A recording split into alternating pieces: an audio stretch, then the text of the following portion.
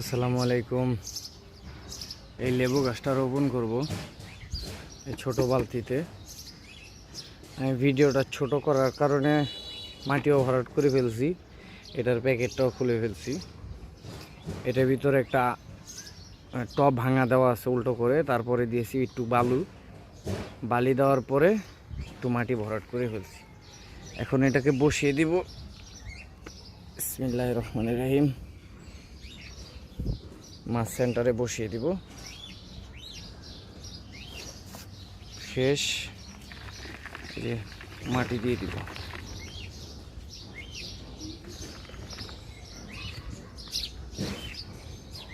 আমার এই মাটিটা একটু ভিজা, কারণ এটা এই বালতি দিচ্ছিল, অন্য একটা গাছ ছিল, ওই গাছটা আগেই মারা গেছিল।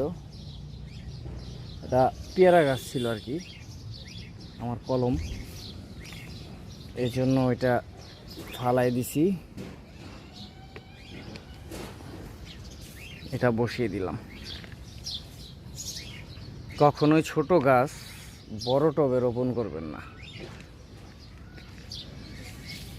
বড় টবে রোপণ করলে এটা শিকড় নষ্ট হয়, পানি শুকায় না, শিকড় নষ্ট হয়ে যাওয়ার কারণে মারা যায় গাছ।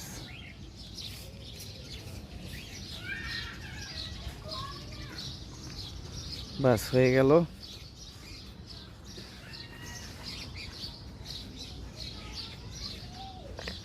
আর আগের যে মাটির টোপলাটা আছে এর থেকে বেশি মাটি দেওয়ার কখনোই দরকার নেই।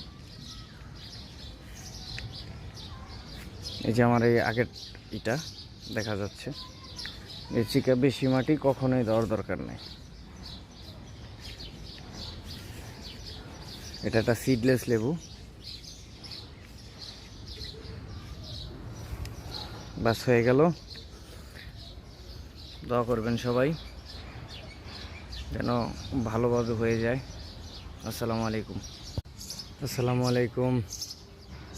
এই লেবু গাছটা রোপণ করব এই ছোট বালতিতে।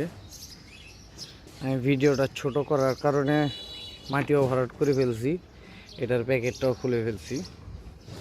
এটার ভিতরে একটা টব ভাঙা দেওয়া আছে উল্টো করে, তারপরে দিয়েছি একটু বালি দেওয়ার পরে একটু মাটি ভরাট করে ফেলছি। এখন এটাকে বসিয়ে দিব। বিসমিল্লাহির রহমানির রহিম। মাছ সেন্টারে বসিয়ে দিব।